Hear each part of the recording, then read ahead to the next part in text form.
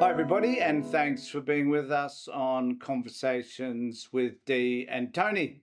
Another fantastic week we've had in terms of all the issues that concern you, concern me, and certainly concern Dee, as you're about to find out. So, welcome again. Thank you. Thank you. I feel a bit somber today because of the conversations around gender-based violence and the lack of change, I suppose. But last week, or after the conversation with you, I was feeling more indignant than anything else, because I don't know whether you saw the story of Scott Morrison coming out and talking about how he had suffered enormously with anxiety when he was working as Prime Minister, to the point that he needed to get some medication so that he could carry look, on. I saw that story and I broke out in unbelievable degree of lack of empathy. I was so overwhelmed by it. I know. But that was kind of a concern for me, because usually I would feel empathy and compassion for somebody who told their story of discomfort or So what was stress. so what was there about him telling his story that made you not empathetic? Well, I don't like the man anyway. Oh, that He would. kept on coming up on my feed, so that made me feel But indignant. are there men that you would generally not like, but when they tell their story, you would be empathetic towards? It might be how they tell their story. So, Right. on the one hand, he talked about anxiety. I thought he should have talked about guilt and shame for the way he behaved as Prime Minister, because he caused a lot of stress and anxiety for people in terms of the robo-dad, in terms of his attitude towards Stop the Boat and refugees and the Bill of And the Higgins affair and all that of stuff. and his lack of concern and empathy for women, and when the protest was happening in was it March 2021? Anyway, in 2021, his attitude was, well, at least the women aren't going to get hit by bullets. Oh, yeah. And he didn't go to the rally. So if he had said, I was very anxious, but I'm also aware that I did some things really badly and I'm sorry for that, then I think I would have had more compassion and empathy for him. Whereas really what I felt was, I think you're just telling us this story to sell your book, mate, and it's not working for me, because I am never going to buy it. I don't want to hear about it. I've seen enough of you. I really would like you to piss off to America. I can see Scott Morrison now sitting at home saying, bugger, Dr. Deirdre Michelle isn't going to buy my book. It will never be a bestseller now. I'm fucked. I was horrified because I saw 3 journos, I think, that maybe it was Grace Tame, I can't remember the other 2 people, who were going to set up a book club to discuss his book, and I'm thinking, why would you? Because that would mean they'd have to read it maybe to Sean discuss Kelly, it. who's written a book about him, and I don't know, maybe Nikki Sava, who's written. Yeah, personally, I think he should stick to playing the ukulele, and I think he should just go to America and leave us alone and just certainly get out of my Twitter feed. Yeah. So which isn't his fault. That's other people forwarding. Well, we can blame X, and we could probably get the e-safety commissioner on board and ban all toxic people. Tony Morrison. Probably should do that, actually. Yeah. Certainly he's one of. All right. Anyway, so I went from feeling indignant about all that to then there was the march about women's violence to stop women's violence on the weekend, and I've been feeling a bit more sober. On the one hand, I was thinking, when I was on a walk today, about how things have changed in a positive direction. If you think about in the past, anything to do with violence at home was a domestic issue. Police wouldn't intervene, wouldn't take any notice whatsoever. And in fact, many women who might have been pushed down the stairs would say they had an accident, not that they were pushed. Well, it was a source of shame. Walked into a door. Yeah. And we also were reminded last night on 7:30 that it's been 50 years since we've had the first refuge. So before that, there wasn't necessarily a place for women to go. Yeah, women were basically trapped in their homes. Yeah. Forever until more, and they still, I don't seem to remember those. They still are. A lot of women still feel trapped in the home because, the man earns the money, financially they're insecure, and is threatening, and still terrible things to children and animals. So, yeah, there are plenty of reasons why women stay. Yes. I mean, I always wonder whether we have enough of those conversations. about why women stay. But we kind of, I know the reasons. Most people who work in this space certainly know the reasons. But the general public tend to think of women staying as it being their fault, that they don't understand the nuances of what causes a woman to remain in a violent and abusive relationship. I think those conversations are conversations we actually need to have. So often they're staying for their own safety, because we do know that it's most dangerous for women in terms of their life when they actually leave, don't we? Or when they're contemplating leaving. Or when they're contemplating leaving. Yeah. So in actual fact, to be fair, and I haven't listened to all the conversations or read all of the conversations, but that is one that's absent from what I have read about why women stay. Often women are blamed for staying. They say, why don't you leave? It's up to you. Yeah, it mustn't be all that hard. You just pack up your bags, you walk out the door, and you're gone. And it's not like leaving a motel room or, leaving a friend's place. It's got a lot more, there's a lot more involved in a woman psychologically deciding to leave a relationship than simply packing her bags and her kids and going. Because one of the things is, where do you go? And doesn't it take a while for a woman for the women who do leave, doesn't it take a while, or several attempts often before they do? Seven attempts is the average before they actually leave. And I remember when you were talking about us leaving a key outside so we don't lock ourselves out, you were saying that's often a strategy for women, is to have the most important. What's your safe place? What's your exit strategy? Exit strategy. And some of that is also have hidden away some clothes, some bathroom stuff, whatever. So to have enough stuff so that you pack up and leave without having to go around packing up cases or whatever. And it isn't about cleaning out a house and getting everything moved somewhere else, because these women, the choice to leave was made at that point in time where they believe the abuse is heightened and the threat of violence becomes extreme. So they're feeling most unsafe. Unsafe, So, and that can happen in an instance. I mean, they can see it coming. They know that the relationship is unsafe, but they may not know how unsafe it can get until that moment happens. So when he threatens to kill the kids, for example, or threatens to harm one of the animals, that's the time, or threatens to kill her for that matter too. But they're the times that people should say, okay, I've got my bag, got my key hidden outside. So, and easy access to the other thing too. It's like, what friends does the woman know who will support her through this? Because it suggests that even having an exit strategy, somebody's perhaps suggested that to her. What are you going to do? How long are you going to be there for? What will you need to? What will it take for you to go? My other point though, and my discomfort with that, and it goes back to the time that we went and met with the head of what was Families SA at the time, which is David. Yeah. David Woodford, lovely bloke. Lovely bloke. Yeah. And lots of the conversation then was about women having relationships with violent men, and then they would have their children removed. So the onus was on the women not to have the relationship with the violent men.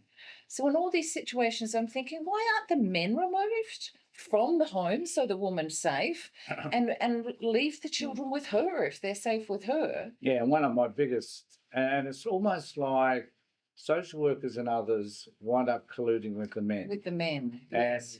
And I've worked for 30 years in that space, and I can't understand why any human service worker would see that as a good idea. And what motivates them to think that the men are the ones that should either have the children or should not leave the home? Why is it that the woman and the children are the ones forced to leave the home? And then why is it that then the children are removed from the woman because she's remained in the domestic violence relationship? So what is it that these people are not understanding? And do you think that's changed? I'm not sure. No, it hasn't. Because it's only, we're talking, 10 years ago that we might have had that conversation. Yeah. Has that changed? No, it hasn't changed. The attitude still hasn't changed. The woman has to make that decision to leave, or she will be punished not just by the man, but by the state in having her children moved Yeah. as Yeah. well. Yeah. The problem with it too is that there are lots of advocates for women. There just aren't enough of them, and there are, and I don't think those advocates are often strong enough or believed, and particularly in child protection system, they become to be seen as the other, as the what's the word? The annoyances like you, the Yeah, mavericks, the frustration, the the troublemakers. troublemakers. the Yeah. Yes. Yeah. So someone who sides with the woman Yes. becomes in conflict with the system Mm. because the system is siding with the male. And we see that not just in child protection system per se, but also in relation to family law court and so on as well. So there's this other issue about women not being believed. Misogynist judges or magistrates Oh, yeah. or involved as well. So we're talking about a complex, multi-layered. Yeah, we are. And we're talking problem. about a system which has lacked the training and understanding right across the board, from magistrates right down to workers at the ground level. So there's a lack of deep understanding as to the conflict that has developed as a result of the male's violence. And the argument goes that, if the woman stays in the home, the man will always know where she is. And that's right? true. So, and I'm not denying that. That's I'm true. not denying that. But then, he could have trackers on him or something. however, yeah, he could. And there could be provisions for cameras to be put up in front of the house. There could be other devices around the home that would indicate as to whether he's there. Yep. Certainly could be a special bracelet, anklet that he wears so that he can, so that they know whether he's in 500 metres of I the think home. There should be a bracelet that shines out to everybody, so everybody knows. Yeah, I'm a dickhead. I should say I'm a DV perpetrator. Yeah, and there should be tighter rules around.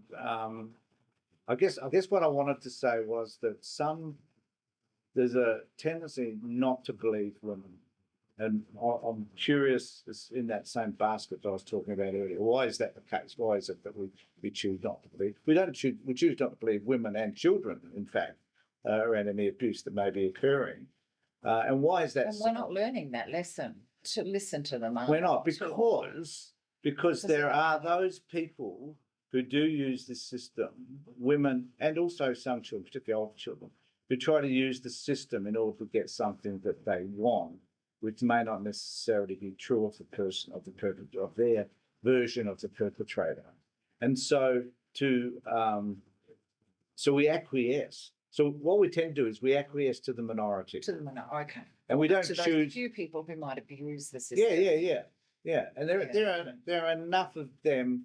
Like we could argue that say for example, 90% of the people that go to a family court, the women that go to the family court, are legitimate in terms of their experiences around the male and how he's behaved and how he's treated the children.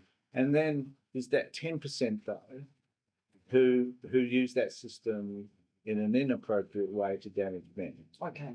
And so we say, let's take care of that 10%. Yes. Let's forget about the fucking 90% Yes. out there that are being harmed. Yes. Let's so we don't make any mistakes. So it's this risk aversion type mentality. To women. Yeah, exactly. There was a similar sort of argument that came up in the Bruce Lehman argument that Brittany Higgins was a liar. All women are liars. Now, there may be some who are, but what you're saying is that they're the minority, and yet we choose to behave as if all women, all children are liars. We do. And some of this is a hangover from, children should be seen and not heard shit that happened, decades ago. and it is still that. We're still subject to some of that. Yeah, so was I. But there's this pervading social belief, I don't know how else I can word it, that these people, for whatever reason, do not matter. And one of the reasons why they don't matter is because, particularly around women, they have put themselves into these situations. They have insisted on having relationships with men who are violent. And there's a number of women that I've worked with over the years who have continued to have relationships with men who are violent, who didn't seem to understand what that meant. Or their psyche. choice. Yeah, well, Or they that could there make a were, difference because because they're there are unworthy. men who aren't Yeah, violent. and it always comes down to the woman feeling Feeling unworthy. Yeah. I'm not unworthy, so I will attach myself to any man that shows me attention. And these men are very good at demonstrating their version of love and affection or whatever until the relationship's solidified, and then What they people start call behaving. love bombing. They're very good Yeah. at the love bombing, and then Yeah, until she says no, yeah. or whatever. So I think there needs to be some serious. There's a number of things I want to talk about here, but there needs to be a serious rethinking about who we believe and ways to test that. And I think the way to test that often is to have true professionals, so people that specialise in this area, who you can't go into an area as a counsellor or a social worker with a bias. Or you have to at least know what your biases are, and then sift through that. And I know as a worker and social worker, I've always been conscious of what those biases were, and made sure that they were not influencing the decision that I was making, or the way I viewed a client in particular. And I think that we need to have workers who are trained to specifically understand the nuances of a situation and to get both sides of the story, because my experience working with men, you can tell when they're lying, right? You just ask a few simple questions. One of them is, what's the impact your behaviour has on the wife, on the partner? Oh, they say none? Well, they hesitate. Oh, they hesitate. Okay. Yeah. So one of the questions was, what's it like for her? They've probably never been asked that before. No, and I used to ask them, what's it like for her living with you? Right, now we know her story, right? And if he says, well, occasionally I might get a little bit angry, but it doesn't hurt anybody. Everybody's okay. The kids still come up to me and give me a hug, and that, we have sex once every 3 weeks, whatever. So their effort is to dismiss her experience. Yes. Which sounds like, in them doing that at that micro level, it sounds like what's happening at higher levels in the society anyway, because you're saying the women and the children are being dismissed anyway, not being believed. So it carries on right down. I was wondering about, somebody mentioned today a couple of things. One that apparently Katie Gallagher said something like, if it was just up to governments, this problem would be fixed. And Jess Hill, who's a journalist and has done a lot of work around coercive control, said, really? No, I don't believe that. And she cited an example of women services, women constantly having to ask for money beg for money for services, that there isn't enough. There's not enough housing for women fleeing these situations. So you looked a bit gobsmacked at that. So it's not, I think the governments were saying, which I think perhaps Katie Gallagher was trying to say, this is an individual problem as well as a large problem. What Jess Hill is saying, that she's not happy with the level of support that women get at the government level anyway. Okay, so when we're talking about support, and we've told the guy that he has to leave the house, and she's in financial straits because he's going to refuse to pay the mortgage, going to refuse to pay utilities, and the government steps in and says, okay, well, let's have a 12-month plan. Whatever costs you incur, we will pay for them, so that you don't have to worry about the finance. So this is not what happens. This is what should happen. Suggesting. Yeah. Because I'm finding that hard to believe that that's what we do. No, we don't. We don't do it. We don't. We shove the poor woman and the kids out there to look after herself and the children while she's got an abusive partner who may contact her at any time or may threaten her, plus no finances, no money. Yep. Often some of these women are so isolated because they're isolated from their family and from their friends, because this is part of the coercive control behaviour. So and traumatised. And absolutely traumatised. And these women need to remain. If they've got a reasonable home, they need to remain in that home if this is a place they've been for some time with the kids and everybody else feels going on. Just think of what it's like for the kids to have to get up and leave home. The kids don't understand what's going on. But if they can remain in the home, at least that's a familiar place for them.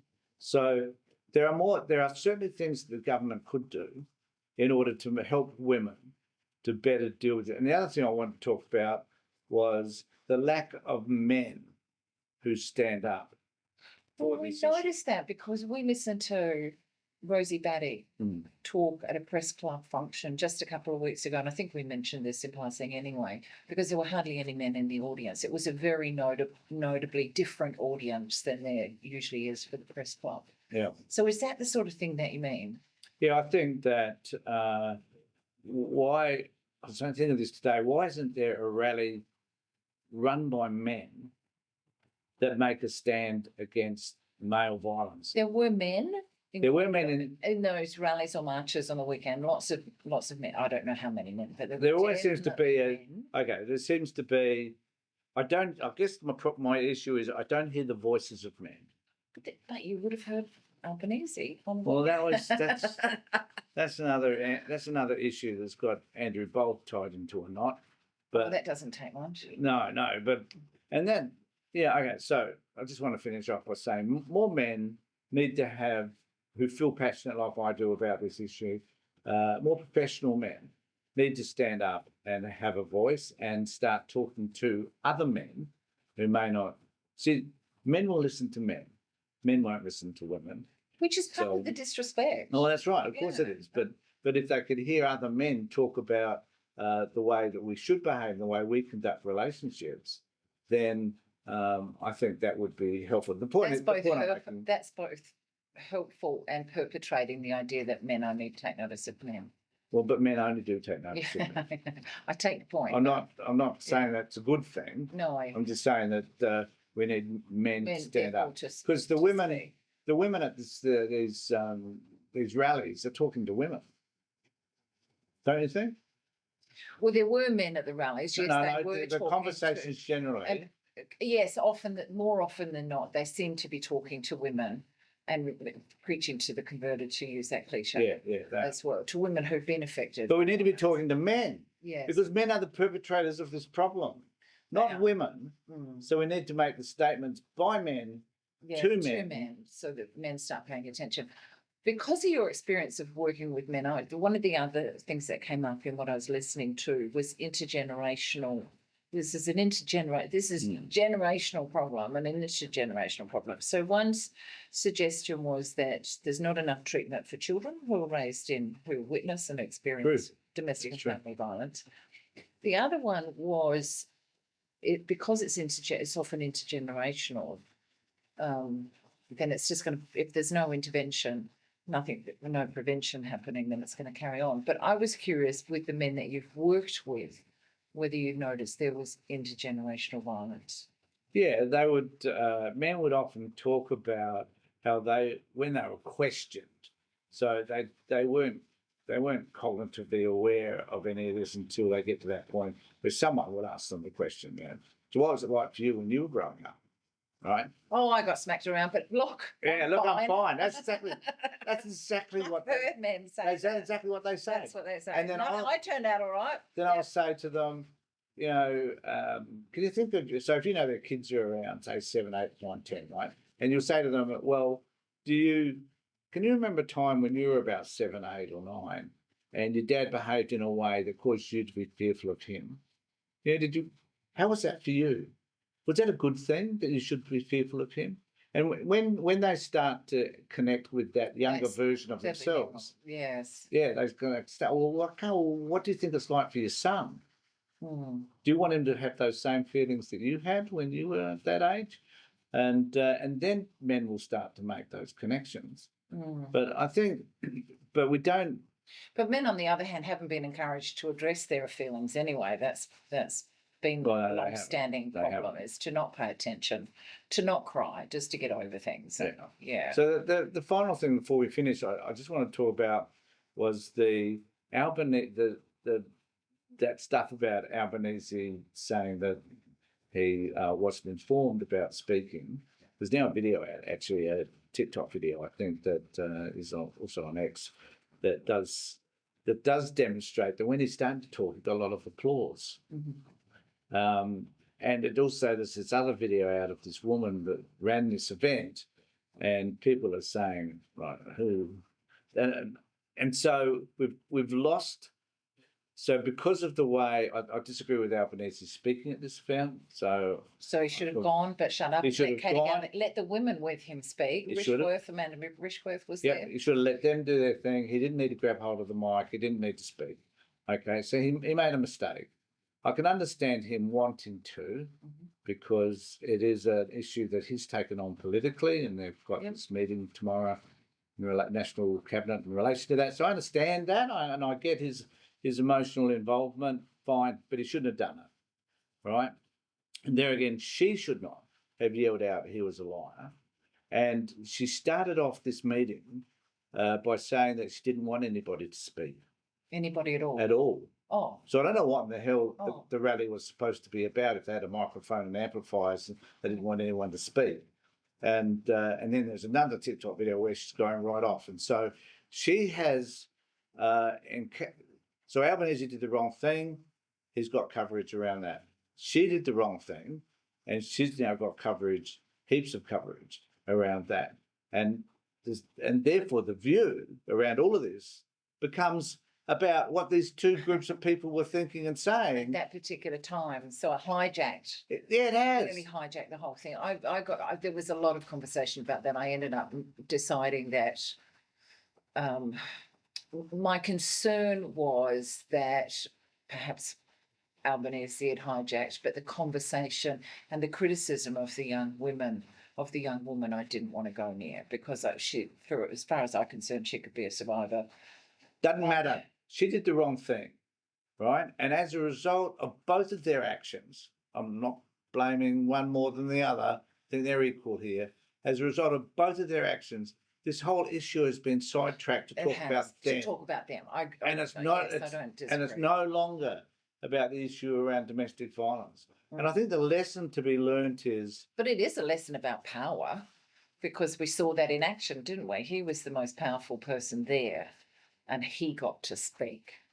Yeah, she also got to speak. She did get to speak, yes. So it wasn't like only one aspect of that power differential got their say. Yes, true, and I don't know. Both got to speak, but that's not the point. The point is that it's become, and this is what we need. The lesson to be learned is that if you're working with a group of people, the victims are the ones that need to have the voice. So you give them the voice. It's like when Brittany Higgins went to speak on the lawns of Parliament House. She was the one that had the microphone. It was the victims that had the voice. Rosie Batty was there. I suspect that organiser might have been a victim too. Oh, fine. Yeah. Okay. I'm not criticising her. Okay. I'm saying that if we're...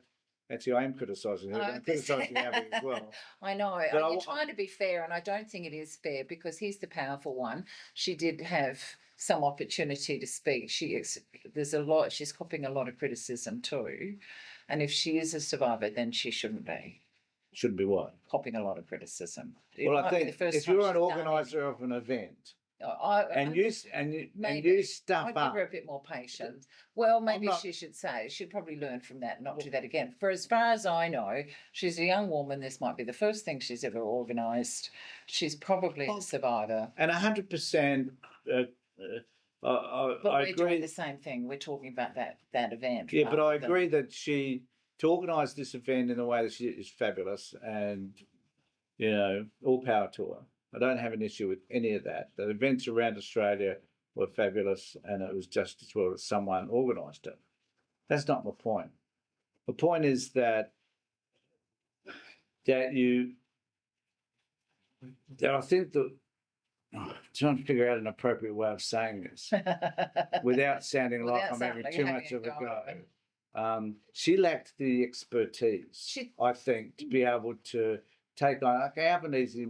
There might have been a miscommunication between her organisation and his department. She's probably 23 years of age. Right. But don't dump on the hand that feeds you, would be my thing too, is that, you've got to find ways to work with Albanese, right? If you're going to, and the government.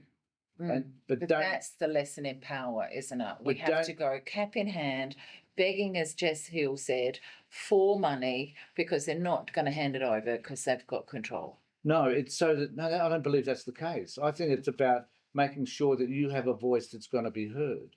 You have to have a reputable voice. Well, maybe. And you it doesn't do, matter. but You could be Brittany Higgins. Yeah. You could be Rosie Batty, right? Those people found a way to have their voice. Rosie talks about it. Yeah. You know, it Fine. wasn't easy for her. Yes. Um, In this situation, I think if Albanese was to use that event against that young woman, that would be to his discredit. well, and I doubt whether She's a young woman. I doubt whether he will. I don't. yeah. I've got enough faith in him. I don't think that will happen. All I'm saying is that there are lessons to be learned. I hope. I'm sure she's learnt them. I hope she's learned her lessons and doesn't continue. The more she goes on the media talking about that moment, Yes, which will be a disaster. Yeah. It will be a disaster. And But she has to fucking shut up and focus on the issue at hand, not whether Albanese is a liar or not. That is But how long completely have we irrelevant. spent talking about that? Well, far too long. Far too long. I might have to edit it down. But before we finish, because the other thing that's come up, strangely, tragically, which has got me thinking too, was the story out of Newcastle in New South Wales, a regional town, where a 17-year-old has now been charged. A 17-year-old girl has now been charged with the murder of her 10-year-old sister. And I was wondering what's going to happen with that, whether we're going to end up with it's not all men, but brigades, Degrade, kill. group, crowd, turn around and say, look, see, whether that will also hijack this. Any deviation from the bad behaviour of men, right? Whether it be her bad behaviour in this instance, this woman in this event, or whether Albanese's bad behaviour, any other person's bad behaviour will deviate greatly from the issue at hand. So we should have said to that 17-year-old, if you're going to stab your sister, can you not do it this week? Because we've got this conversation on about men's violence. We should have said, do it next week. Well, someone's going to raise an issue about 10% of violence is performed by women, right? 5%. And whatever. I know that one of the most, I'm happy to say that one of the most violent persons, I work with thousands of men around this DV stuff. One of the most violent persons I've ever met happened to be a woman. But they're rare. But she was rare amongst all of those men. Yes. And a lot of women I worked with as well in those anger management programs. She was a standout, right? She actually turned out to be, I really liked her in the end. Oh, she's not in jail? No, she's dead. Oh. She died of asthma. Oh, okay. Yeah. Oh, that's... Yeah. I went to a funeral, and there was a few DCP workers, and that was about it. It was the most saddest thing I've ever done. So, and she had some great qualities. She just had a lot of emotional stuff that she had to deal with. So I guess my point is, let's get back on track. Let's look at men's violence. Let's have more men talking about how to have respectful relationships and condemn those men that don't. It's that simple. It's It ain't. Oh, I don't think it's that Well, I simple. wished it Oh, was. I don't think it's that simple at all. But we're fighting for the good fight. Yeah, I did hear somebody say today that this might be a tipping point and things improve drastically for the better. I hope so, because the counter view is that we're going to be having the same conversation next year, the year after. We have been having this conversation for decades. It has reached a crescendo point at the moment. So maybe it is a tipping point. Well, I think we will wait and see. That's my take on it. But it probably will be those young women like that young organiser who will take this forward now. I hope so. I hope it doesn't just become about her talking. Okay. Thanks, everybody, for being with us. Thank you, Dr. Deirdre Michelle. Oh, that's very formal, isn't it? And if you like this video, please subscribe, ring the bell for further notifications. And if you're on Spotify, don't know what you should be doing. Maybe like it. Do they like on Spotify? I have no idea. If you're just listening to this podcast, yes, I don't know what you do. Make a comment. Would be really nice. Thanks, everybody, for being with me. Take care, look after yourselves, and be safe.